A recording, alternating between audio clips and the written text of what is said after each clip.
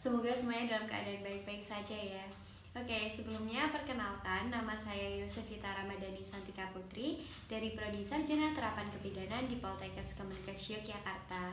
Nah, dalam video kali ini kita akan menjelaskan tentang apa itu komunikasi terapeutik. Bukan cuma penjelasan, di sini kita juga akan memberikan contoh tentang komunikasi terapeutik. Nah, sebenarnya apa sih komunikasi terapeutik itu? Tunggu dulu. Kita sebagai calon tenaga kesehatan, khususnya bidan, tentunya harus mampu memberikan konseling atau komunikasi kepada pasien yang dapat memberikan efek yakin atau ketenangan kepada pasien itu sendiri. Nah, bagaimana caranya? Tentunya dengan komunikasi terapeutik itu. Nah, apa sih komunikasi terapeutik itu? Komunikasi terapeutik adalah komunikasi yang mampu memberikan efek terapi kepada pasien. Jadi, setelah kita berkomunikasi dengan pasien, pasien tentunya lebih yakin dan lebih nyaman lagi untuk melakukan sebuah tindakan. Oke, dalam komunikasi terapeutik itu sendiri terdapat 4 fase. Fase yang pertama adalah fase pra-interaksi. Dalam fase prainteraksi itu sendiri, kita belum kontak langsung dengan pasien. Di situ kita masih mempersiapkan diri kita sendiri, mempersiapkan materi, dan tentunya mempersiapkan rasa percaya diri kita agar nanti ketika kita berkomunikasi dengan pasien, kita sudah meyakinkan dan kita mau memberikan ketenangan itu kepada pasien. Fase yang kedua adalah fase interaksi. Nah, fase ini merupakan fase yang terpenting dalam komunikasi terapeutik. Mengapa? Karena dalam fase ini kita sudah menanamkan kepada pasien bahwa kita merupakan tenaga kesehatan yang sudah terpercaya dalam melakukan sebuah tindakan. Oke, dalam fase yang kedua ini kita harus menanyakan kabar pasien dan menanyakan identitas pasien. Dan jangan lupa dalam fase ini kita juga harus memberikan salam kepada pasien. Oke, perlu saya tekankan dulu kepada teman-teman bahwa nanti ketika kita berkomunikasi, kita harus menerapkan TSB. Apa sih TSB itu? TSB adalah tatap, senyum, dan bicara. Mengapa? Karena ketika klien atau pasien merasakan TSB tersebut, mereka akan merasakan keyakinan yang tersendiri. Oh, saya ditatap, oh saya diberikan senyum, dan tenaga kesehatan berbicara dengan materi yang baik dan benar. Itu akan meyakinkan mereka. Yang ketiga adalah fase kerja. Fase ini terbagi menjadi dua, ada mengedukasi pasien dan yang kedua ada tindakan. Fase yang terakhir adalah fase terminasi. Nah, dalam fase terminasi ini sendiri ada dua evaluasi yang harus kita tanyakan kepada pasien. Evaluasi yang pertama adalah evaluasi subjektif. Evaluasi subjektif itu adalah kita menanyakan keluhan dan bagaimana perasaan pasien setelah kita melakukan tindakan.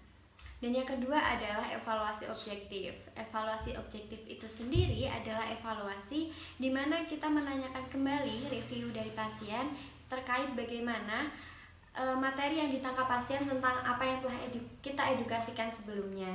Apakah pasien sudah paham atau masih ada yang kurang paham?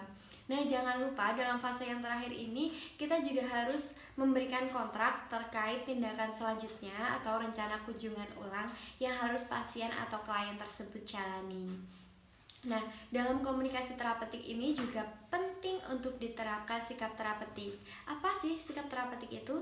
Yang pertama adalah pertahankan kontak mata. Jadi ketika kita mengobrol dengan pasien, usahakan untuk terus menatap mata klien atau pasien kita, karena itu juga akan memberikan efek bahwa klien kita itu merasa dihargai. Yang kedua adalah jadilah pendengar yang baik, karena ketika pasien itu didengarkan, pasien juga sudah merasa sedikit tenang. Dan yang ketiga adalah berikan sentuhan yang lembut, apalagi kita adalah calon bidan dan kita sama-sama perempuan ya. Oke teman-teman, sudah mulai paham belum tentang apa itu komunikasi terapeutik? Untuk lebih paham lagi, kita bisa simak terlebih dahulu video yang berikut ini.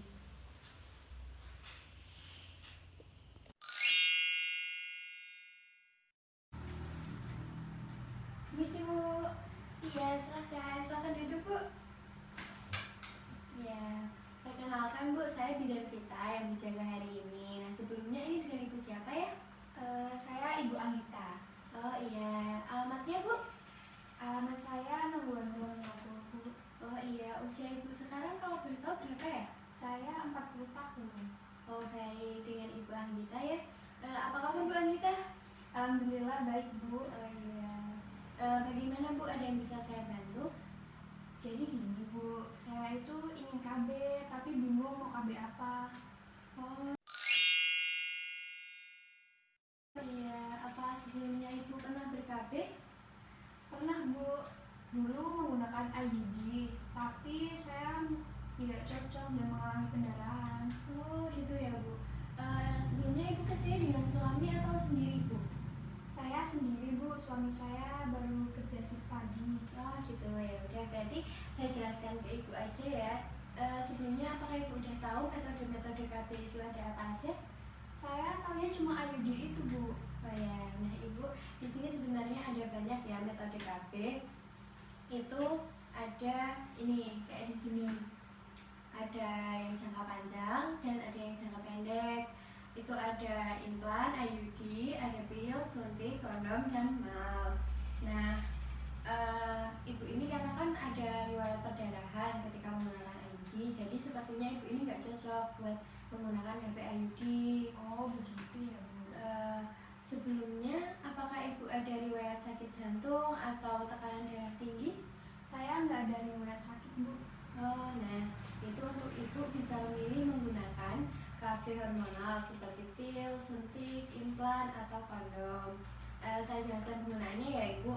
Kalau untuk pil itu nantinya diminum setiap hari. Kalau suntik ada 1 bulanan dan 3 bulanan. Dan semua metode di atas itu aman buat Ibu. Mungkin Ibu sudah tertarik pada salah satunya?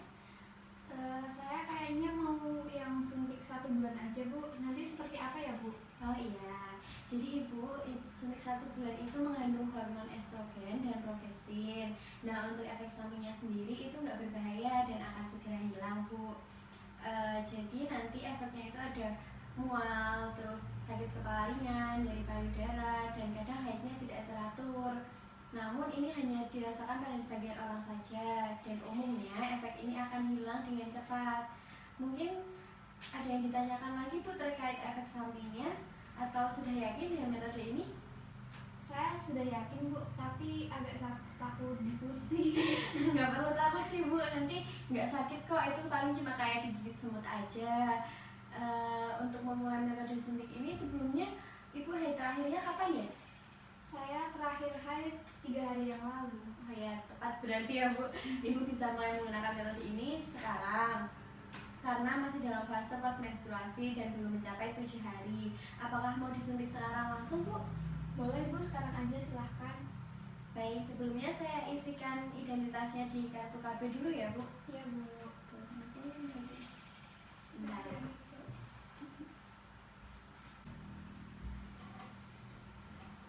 Baik, dengan Ibu Anggita ya. Iya. Usianya 40 tahun. Alamatnya tadi mana Bu? 6 bulan Kulon Progo. Iya, teman-teman belum Bogor. Sebelumnya boleh saya atensi dulu Bu? Oh iya, silahkan. Ya, tangan kanannya diletakkan di sini. Sebentar ya Bu.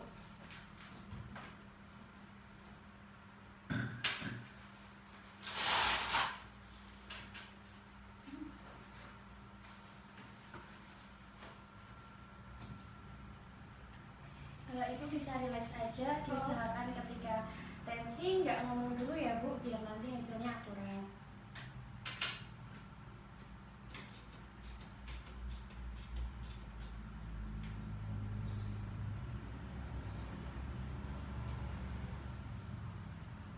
Ya baik, hasilnya 120/70 ya Bu. Berarti tensinya normal. Ibu bisa timbang dulu di sebelah sana Bu. Oh iya.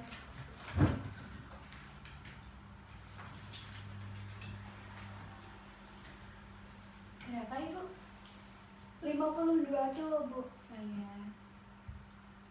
Sekarang tanggal 11 bulan Agustus ya Bu. Tensinya tadi 120/80, beratnya 52. Untuk suhunya 36 ya Bu. Nah untuk obatnya nanti yang digunakan itu ada seperti ini, dengan merek andalan 1 bulanan ya Bu. Oh iya. Untuk tanggal kembalinya tepat 1 bulan lagi, yaitu tanggal 11 bulan September 2020. Sekarang Ibu bisa berbaring di sana.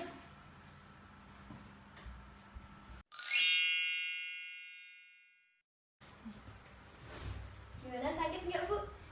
Enggak sakit ternyata. Ya, jadi ini kartu KB-nya ya Bu. Iya. Kunjungan ulangnya tanggal 11 bulan September 2020. Nanti jika sebelum tanggal ini ada keluhan, Ibu bisa datang ke sini untuk berkonsultasi. Ada pertanyaan lagi Bu? Enggak Bu, saya sudah jelas. Saya selanjutnya ke administrasi ya Bu. Iya. Terima kasih. Terima kasih ya.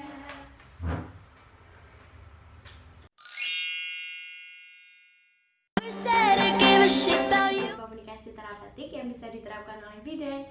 Gimana, teman-teman sudah lebih paham kan? Sekian dari saya, banyak salahnya saya mohon maaf yang sebesar-besarnya. Wassalamualaikum warahmatullahi wabarakatuh. Sampai jumpa di video selanjutnya.